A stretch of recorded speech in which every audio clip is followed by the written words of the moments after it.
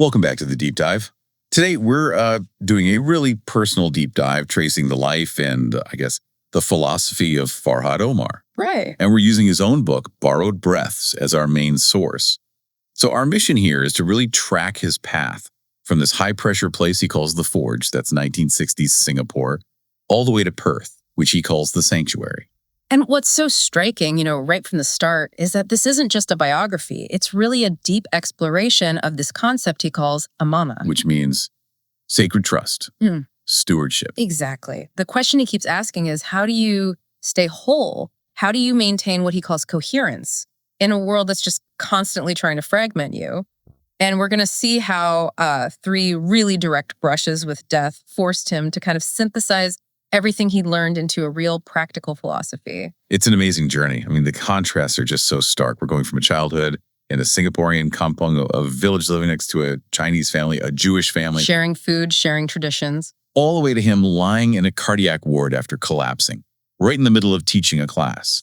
It's this incredible study of how fragility really forges strength. Let's start there then, with the architecture of that strength. I mean, his story kicks off in Singapore in the mid-60s. Right. And you have to remember, this was a time of huge transition. The nation itself felt fragile, and so survival, it just demanded this intense discipline, this drive for excellence. That environment really was the forge. And the details he gives of that childhood, they just paint such a vivid picture. He's growing up in Lorong Senaran in this really modest wooden house. One bedroom, an outdoor toilet, and they're storing water in a big clay pot, a tempine. But the community itself was just this incredibly rich tapestry. Precisely, and that's key. You have the Han family, who were Chinese, sharing vegetarian cakes. Then the Olsen family, who were Jewish, in a bigger house near the church, sharing Christmas sweets. So that's his first lesson in trust. Right. It's his first understanding of Amanah. It's this trust that crosses all these lines, this idea that your neighbors will look out for you. It's foundational. And then there's that one defining memory from when he was a kid, the big flood in the 60s. Yes. He remembers the dirty water rising. Yes. And his father, who was a clerical worker with the RAF, just lifts him up, puts him on top of a cupboard, safe. And that image just sticks with him. The lesson being that safety comes from the strength and, the integrity of the people who hold you. Your family, your community. Exactly. His father, H.J. Omar, was that strength, driving a Morris Minor, a Ford Anglia, just solid, responsible. And his mother, H.J. Satina, she was a nurse. So you have service right there. And this foundation gets built on intellectually through his education, which is this really interesting duality. A fascinating duality. First, he goes to the International Islamic University in Malaysia, IIUM. And there, he gets this deep grounding in Tawheed. Spiritual unity. Right, but it's more than that. It's a whole worldview. The idea that faith isn't separate. It's a lens for understanding everything. And then he goes to the complete opposite environment. Completely. He goes to Scotland, the University of Stirling, for a master's in information systems management. He masters Western systems theory. From the warmth of Southeast Asia and spiritual unity to the cool analytical logic of systems in Scotland. And that required a lot of solitude. He says that time alone taught him something crucial, what he calls the Amanah of Solitude. Okay, what's that? It's the idea that real integrity isn't for show. It's about guarding your soul, sticking to your principles when there is absolutely nobody watching you. Okay, that makes sense. So he comes out of that and enters the professional world, what he calls his integrator phase.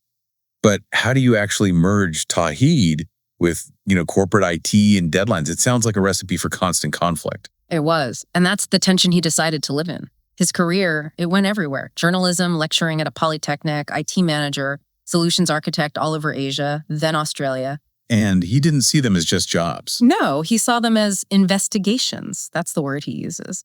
Investigations into how these big corporate and tech systems so often fail the actual human beings they're supposed to serve. His goal was to make work into ibadah, an act of worship. By fighting what he called the erosion of conscience you see in boardrooms, the obsession with profit over people.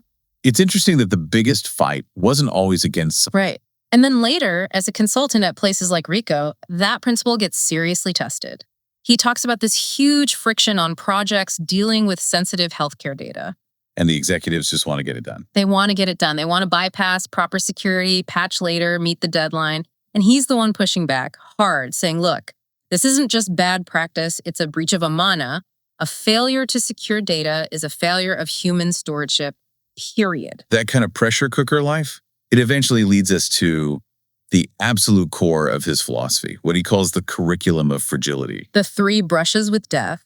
And he's very clear. These weren't interruptions to his life. They were rehearsals. Wow. Rehearsals that stripped away the illusion that we're permanent. Exactly.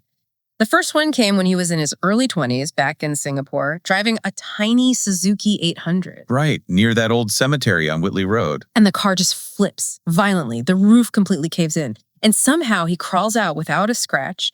His first lesson in just, sheer randomness. Then the second one, years later in Perth, was way more brutal. Much more. He's on his big BMW motorcycle, the R1200 GS, in Currambine. He just dropped off some foe. And it gets hit from behind. Slammed by a Toyota Hilux Ute. A big truck. The physical details are just intense. His helmet actually splits open on the road. And as he's lying there, totally vulnerable, a white Toyota Corolla speeds past, missing him by inches. Survival was completely 100% out of his hands. He calls it Allah's mercy. It's where that advice from the prophet, remember the destroyer of treasures, becomes real. It's not an abstract idea anymore. It's lived. It's physical. But the third one, the one that forced the final surrender, was when he was back in his role as a teacher. In front of 22 teenagers, year 10 graphics design. And he just feels this crushing pain in his chest, the dizziness, his arm tingling. He collapses. I can't imagine what those students must have felt. And his description of being wheeled out on a stretcher in front of all their shocked faces, it's just, he ends up in the cardiac ward for 7 days. And the diagnosis is blunt. Very blunt. Dr. Wilson tells him he has 70 to 80% narrowing in his 2 main coronary arteries. But, and this is the crucial part, it's diffuse irregularities. Meaning it's not one single blockage they can just go in and fix. Exactly. No bypass, no quick fix. The only treatment is optimal medical management. He has to live with it. That's terrifying, knowing the threat is just inside you, permanent. And it was made worse by the tests. Yeah. He describes the MRI machine as a coffin made of steel. Wow. The noise just deafening, mechanical, relentless. It was this moment of total claustrophobic surrender to the machine and to his own body's fragility. But even there in the ward, he finds this strange kind of community. He does. He's sharing a room with these guys, Greg, Dave, Jim, all of them dealing with failing hearts. And he writes about how their dark, very West Aussie humor was their rebellion against fragility. It's like the flood all over again. It is. Even at your absolute weakest, it's the community and the trust that holds you up. And that hospital stay, that's what cements his entire philosophy. The idea that every single heartbeat is a lease. It's not a right. That's the core revelation. He calls it borrowed breaths. If your life is leased, then it demands 2 things.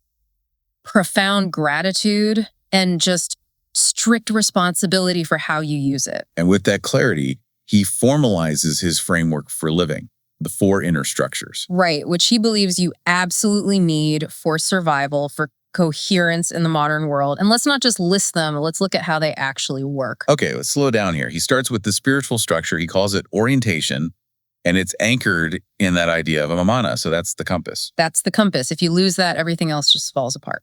Then number 2 is the intellectual structure. This is about discernment. Sifting truth from noise. Exactly. And with his systems background, he knows if your input is garbage, your output will be garbage. The whole system fails. Then we get to the 2 structures for dealing with pain. The emotional structure is resilience, the ability to endure suffering without letting your impulses hijack you. And here's the really subtle but critical part. The 4th structure is the ethical behavioral structure. That's action. This is integrity when no one is watching. So resilience is internal, action is external. Perfectly put. Resilience keeps you from breaking under pressure. Action is what you do with that resilience. It's the proof. It's pushing back on the CEO who wants to patch later, even when it's hard. One governs how you feel, the other governs how you act. And they have to be integrated. So how do you go from that, a near-death experience, this terrifying diagnosis, to actually applying all of this? I mean, doesn't that just lead to a period of total fear or depression? He talks about needing to return to motion, but not in a frantic way. After he recovered, he got back on his bicycle, his mossy evolution. Right. And he describes it not as a race, but as prayer in motion, a silent shahada, a testimony of faith. It's how he acknowledges his fragility while also, embracing his freedom. So that collapse really was the final push he needed. Towards radical intentionality, yes. And that's reflected in the move to Perth in 2004. He was looking for a sanctuary, a life that was measured by more than just economic success. And that lets him move into what he calls his late phase. The custodial phase, where he says personal ambition gets deliberately replaced by the weight of legacy.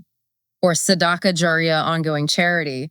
The focus shifts completely to planting things that will outlive him. And you see that in his community work. 15 years with the Al-Hidayah Center, now the Sayyidina Omar Institute.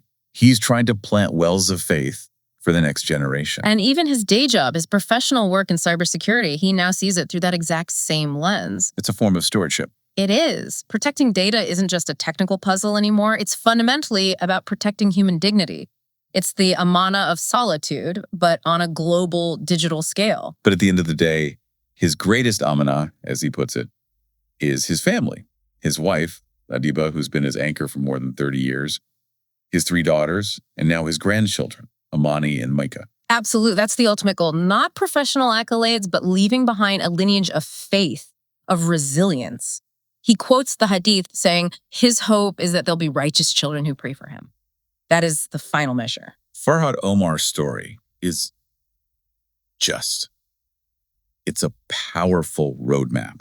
He went through the fragmentation of the corporate world, the terror of his own body falling apart, and he managed to synthesize all of it into this really clear framework for how to live. He found coherence by staring right into the face of chaos. I think the lesson for all of us is that time itself is a trust, an amana. It's not an infinite resource we can just waste. Right. This whole deep dive just shows you what it looks like to live with that radical intentionality once you truly accept that every single breath is borrowed. What stands out to you about this journey? His legacy is defined by this incredible idea of planting trees under whose shade he does not expect to sit.